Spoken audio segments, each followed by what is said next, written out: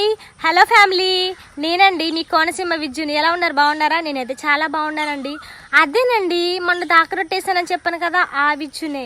ఏంటి ఎప్పుడు చూసినా దాకరొట్టు అంటుంది అనుకుంటున్నారు కదా. ఈరోజు దాకరొట్టి ఎలా చేయాలో చెప్తాను రండి.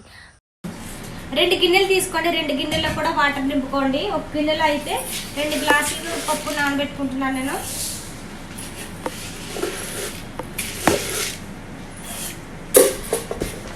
2 గ్లాసులు పప్పు వేసాను కదా,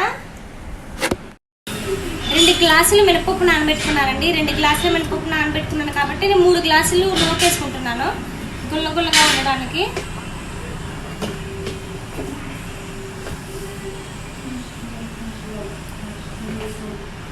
రెండు గ్లాసులు మినపప్పు, 3 గ్లాసులు నూక.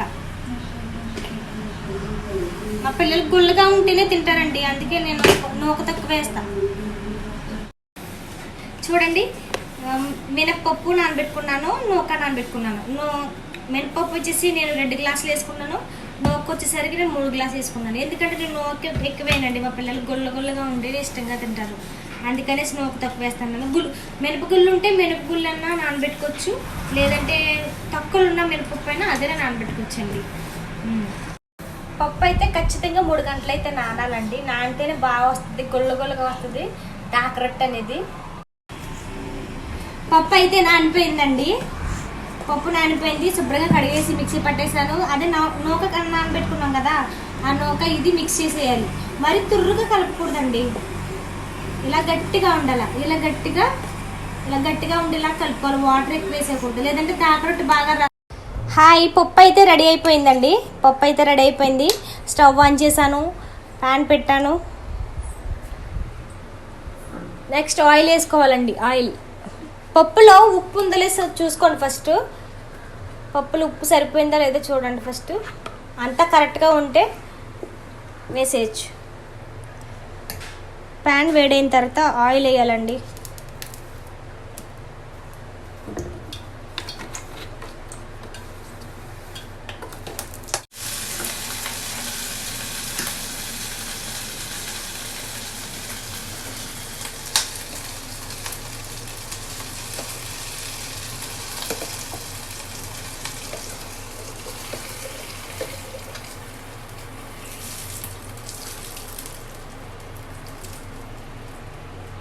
మొత్తం ఇలా సర్దుకోవాలండి నీట్గా.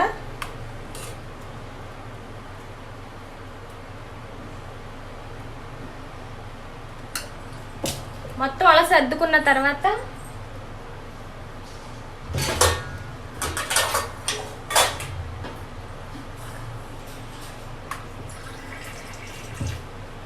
గ్లాస్లో వాటర్ తీసుకుని ఈ మధ్యలో పెట్టేయాలండి. ఈ గ్లాస్లో వాటర్ ఎందుకు పెడతారంటే, ఈ పక్కలో ఉన్నది కూడా ఉడకాలి కదా, లేదంటే పచ్చిగా ఉంటుంది. ఈ వాటర్ వేడయ్యి దీని రౌండ్ ఉన్నది కూడా ఉడుకుతుందని పెడతారండి గ్లాస్. అలా పెట్టిన తర్వాత మూత క్లోజ్ చేసేయాలి. మూత క్లోజ్ చేసి సిమ్లో పెట్టుకోవాలండి, చాలా సిమ్లో, చిన్న మంట ఉండాలి, లేదంటే మాడిపోద్దండి. సిమ్లో పెట్టేసుకున్నాను నేను.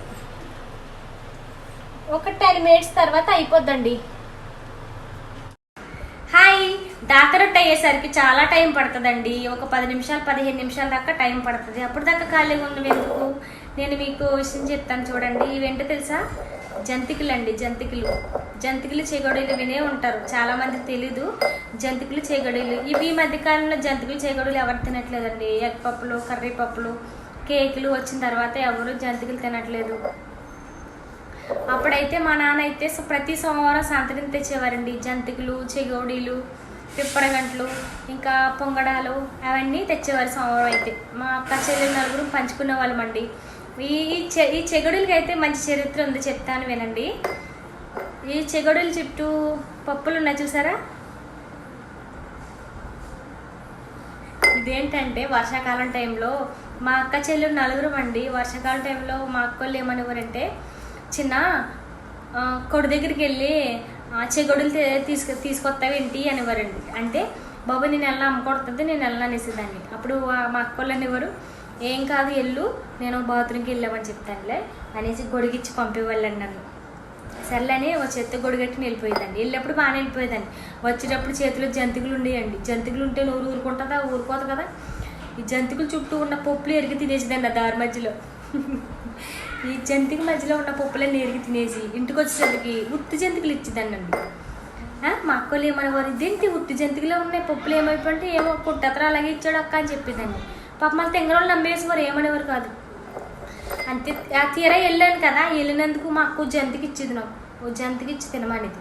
నేనేమో తింగరదానండి. గబగబా జంతికి తినేసి ఇంకో జంతికి ఇమ్మని అడిగేదాన్ని. అప్పుడు మా అక్క ఏం చేసి తెలుసా, కుళ్ళు మోహంది జంతికలన్నీ చేత్తో ఇలా తీసుకుని తుతు అని ఇలా ఉమ్మేసేసి కావాలా అని తెలుసా అండి, అంత అలా చేసేది మా అక్క.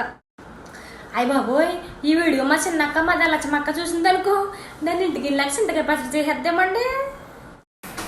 హాయ్, కోనసీమ దాకరట్టు రెడీ అయిపోయిందండి. అయిపోయింది దాకరట్టు, అంతే అయిపోయింది. కట్ చేసుకుని ముక్కల కింద ఎంతమంది ఉంటే అన్ని పీసులు కట్ చేసుకుని తినేయడమే. మా పిల్లలు అయితే ఇందులో డాబర్ హనీ వేసుకుని తింటారండి. నేనైతే కారపొడి వేసి తింటా. ఏం వేసి తిన్నా కాంబినేషన్ బాగుంటుందండి. ఈ దాకరట్టు మీకు నచ్చినట్లయితే లైక్ చేసి, షేర్ చేసి, సబ్స్క్రైబ్ చేయండి. Thank you so much.